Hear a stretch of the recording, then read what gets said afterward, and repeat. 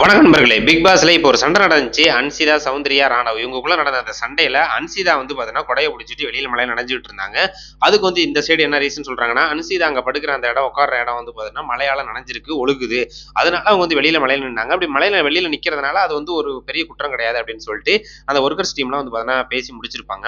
இப்போ வந்து பார்த்துட்டீங்கன்னா, நம்ம கொடைய வந்து நம்ம சௌந்தர்யா அவர்கள் புடிச்சாங்க. புடிச்சு எடுக்கும்போது நான் மேல மட்டும் தான் புடிச்சேன், கைய புடிக்கல அப்படிங்கிறாப்புல வந்து அவங்களோட வாதத்த சொல்றாங்க. ஆனா அந்த குறும்படம் வந்து தெளிவா காட்டிருச்சு.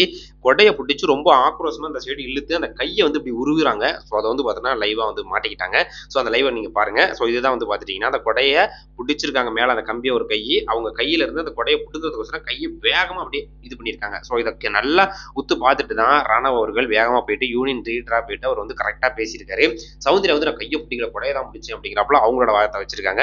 அன்சிதா எதுக்கு வந்து அவங்க கைய புடிக்கல அப்படின்னு சொல்லிட்டு மறைக்கிறாங்க அப்படின்னு சொல்லிட்டு தெரியல. அவங்களால வந்த சண்டை யூனியன் லீடர் வந்து கேட்கறாரு அப்படிங்கும்போது, ஆமா கைய பிடிச்சது உண்மை அப்படின்னு சொல்லிட்டு அவங்க கைய பிடிக்கும்போது அவங்களுக்கு தெரியாதா? ஸோ அழகா வந்து பார்த்தீங்கன்னா தெரியுது. அப்படி இருக்கும்போது அன்சிதா அவர்கள் மறைக்கிறாங்க. இப்ப போயிட்டு வந்து பார்த்துட்டீங்கன்னா, இப்ப அவங்க வந்து பேச்சுவார்த்தை நடத்திட்டு இருக்காங்க. மன்னிப்பு கேட்க வைக்க சௌந்தர்யாவ.